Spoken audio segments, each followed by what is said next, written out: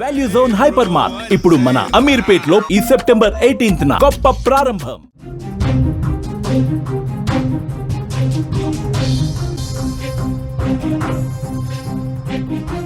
రైతులకు కేంద్రం good news చెప్పింది. త్వరలో 21వ విడత పీఎం కిసాన్ నిధులు విడుదల చేసేందుకు రంగం సిద్ధమైంది. అక్టోబర్లో విడుదలకు కసరత్తు జరుగుతోంది. దీపావళికి ముందే ఇవ్వాలని కేంద్రం భావిస్తున్నట్టుగా తెలుస్తోంది. దేశవ్యాప్తంగా రైతులకు కేంద్ర ప్రభుత్వం దీపావళి కానుక అందించబోతుందనే సమాచారం వస్తోంది. అన్నదాతల సంక్షేమం కోసం మోదీ సర్కార్ అందిస్తున్న పథకాలలో ముఖ్యమైనది పీఎం కిసాన్. దేశంలోని చిన్న సన్నకారు రైతులకు ఆర్థిక సహాయం అందించడమే లక్ష్యంగా అర్హత కలిగిన రైతు కుటుంబాలకు సంవత్సరానికి 6,000 రూపాయల ఆర్థిక సాయం అందిస్తారు. ఈ మొత్తాన్ని 3 విడతల్లో ప్రతి 4 నెలలకు ఒకసారి నేరుగా రైతుల బ్యాంకు ఖాతాల్లోనే జమ చేస్తారు. చివరిసారి ఆగస్టు 2వ తారీఖున ఉత్తరప్రదేశ్ వారణాసి పర్యటనలో ఉన్న మోదీ అక్కడే రైతులకు 20వ విడత నిధుల్ని విడుదల చేశారు. మొత్తం 9.7 కోట్ల మంది రైతుల అకౌంట్స్లో 20,500 కోట్ల డబ్బులు వేశారు. ప్రస్తుతం 21వ విడత నిధులకు రంగం సిద్ధమైంది. కాస్త ముందుగానే ఈ నిధులు విడుదల చేసేందుకు రంగం సిద్ధమైనట్టుగా తెలుస్తోంది.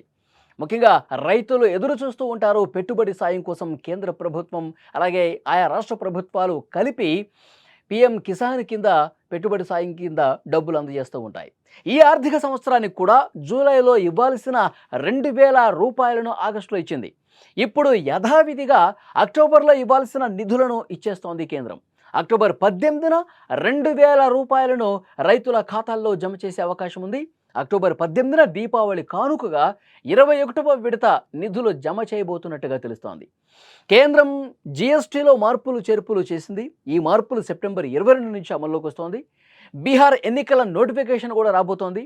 అందుకే వీలైనంత త్వరగా డబ్బులు జమ చేయాలని కేంద్రం భావిస్తోంది. ఎందుకంటే ఎలక్షన్ కోడ్ ఒకవేళ అమల్లోకి వస్తే గనక ప్రభుత్వ పథకాలు అమలు చేసేవి కొంత ఆటంకం ఏర్పడుతుంది. కాబట్టి ముఖ్యంగా రైతులు ఇబ్బంది పడకూడదు.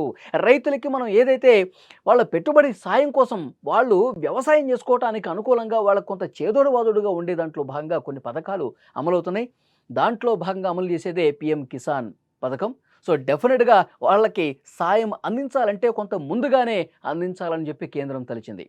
కొందరికి గతంలో డబ్బులు పడలేదు. గత విడతలో ప్రధాన కారణాల్లో ఒకటి ఈకేవైసీ అనమాట. అర్హత ఉండి కూడా నిధులు జమ కాని రైతులు ముందుగా ఈకేవైసీ అనేది చేయించుకోవాలని చెప్తున్నారు. అందుకోసం ముందుగా పీఎం కిసాన్ అధికారిక వెబ్సైట్ ఏదైతే ఉందో pmkisan.gov.in దీన్ని సందర్శించాలి. హోమ్ పేజీలో న్యూ ఫార్మర్ రిజిస్ట్రేషన్ ఆప్షన్ ఉంటుంది. దాన్ని ఎంచుకోవాలి. అక్కడ అడిగిన వివరాలు ఏవైతే ఉంటాయో ఆధార్ నెంబర్ కావచ్చు, మొబైల్ నెంబర్ కావచ్చు, ఇలాంటి ప్రైమరీ డీటెయిల్స్ ఏవైతే ఉంటాయో అవి ఎంటర్ చేయాలి. ఆ తర్వాత భూమికి సంబంధించిన వివరాలు, మీ బ్యాంకు ఖాతాకు సంబంధించిన వివరాలు అప్లోడ్ చేయాలి. చివరగా దరఖాస్తుని మీరు సబ్మిట్ చేయాలి. ఇలా చేయడంతో ఈ కేవైసీ పూర్తి చేసినట్టు అవుతుంది.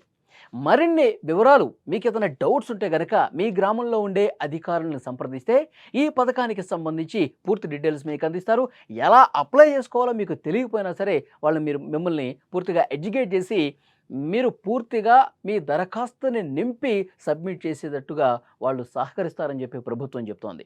సో డెఫినెట్గా కొంత ముందుగానే ఈ దీపావళి కంటే ముందుగానే ఈ పీఎం కిసాన్ 21వ విడత నిధులను విడుదల చేసేందుకు కేంద్రం భావిస్తోంది. సో అన్నదాతలకి ఇదొక గుడ్ న్యూస్ అని చెప్పాలి. ఎందుకంటే గతంలో కొంత లేటుగా అవుతుందని చెప్పి ఒక విమర్శ కూడా ఉంది.